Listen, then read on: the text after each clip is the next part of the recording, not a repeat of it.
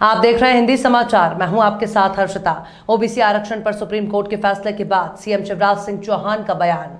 मित्रों, आज का दिन ऐतिहासिक दिन है और मैं अभिभूत हूं। सत्यमेव जयते, अंततः सत्य की विजय हुई है और फिर यह सिद्ध हुआ कि सत्य पराजित नहीं हो सकता। सर्वोच्च न्यायालय को मैं प्रणाम करता हूं। हमने यही कहा था कि हम चुनाव चाहते हैं, लेकिन ओबीसी आरक्षण के साथ कांग्रेस ने पाप किया था। चुनाव तो पहले ही ओबीसी आरक्षण के साथ हो रहे थे, लेकिन कांग्रेस के लोग ही माननीय सर्वोच्च न्यायालय के पास जा रहे थे, जिसके कारण यह फैसला हुआ था कि ओबीसी आरक्षण के बिना ही चुनाव हो। हमने हर संभव प्रयास किए, कोई कसर नहीं छोड़ी। ट्रिपल-टी टेस्ट के लिए हमने ओबीसी आयोग का गठन किया। ओबीसी कमीशन ने पूरे प्रदेश का दौरा किया, तथ्य जुटाए, व्यापक सर्वे किया और उन तथ्यों के आधार पर जो रिपोर्ट बनाई गई, हमने वो रिपोर्ट माननीय सर्वोच्च न्यायालय में प्रस्तुत की। फिर सर्वोच्च न्यायालय ने निकायवार कहां कैसे सर्वे होगा उसकी रिपोर्ट मांगी। हमने निकायवार रिपोर्ट तैयार की और वो रिपोर्ट सर्वोच्च न्यायालय में प्रस्तुत की। ओबीसी अब बहुत समझदार है। आपने पाप किया वो जान गया है। अब इधर उधर की बातें ना करें। जनता सच्चाई जानती है। भारतीय जनता पार्टी का कहना है सामाजिक न्याय, सामाजिक समरसता के साथ। हम समाज के हर वर्ग के साथ हैं और इसलिए हम ओबीसी के भी साथ हैं। न्याय मिला है, इसके लिए धन्यवाद। आज का दिन ऐतिहासिक दिन है और मैं अभिभूत हूँ। सत्यमेव जयते, अंततः सत्य की विजय हुई है और फिर ये सिद्ध हुआ कि सत्य पराजित नहीं हो सकता।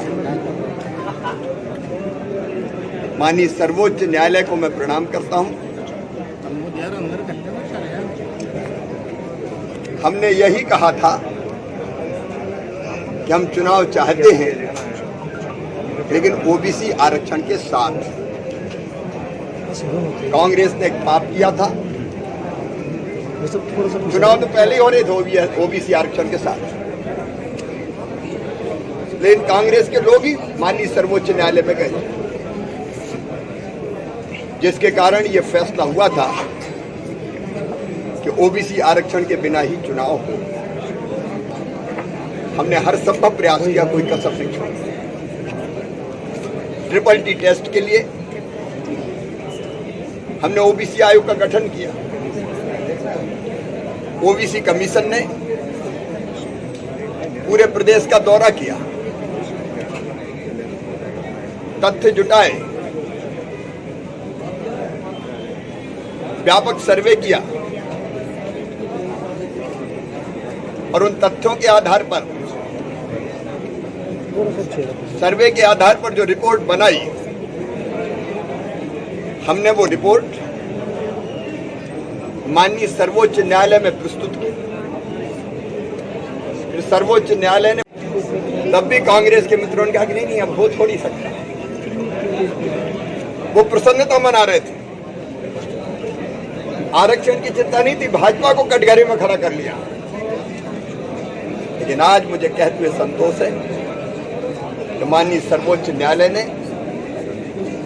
ओबीसी आरक्षण के साथ चुनाव कराने का फैसला दिया है। हम फैसले का स्वागत करते हैं। जिन्होंने षड्यंत्र किया था वो पराजित हुए। अब पूरे आनंद के साथ ओबीसी आरक्षण के साथ चुनाव संपन्न होगा और अब हम लोग चुनाव के मैदान में जाते हैं।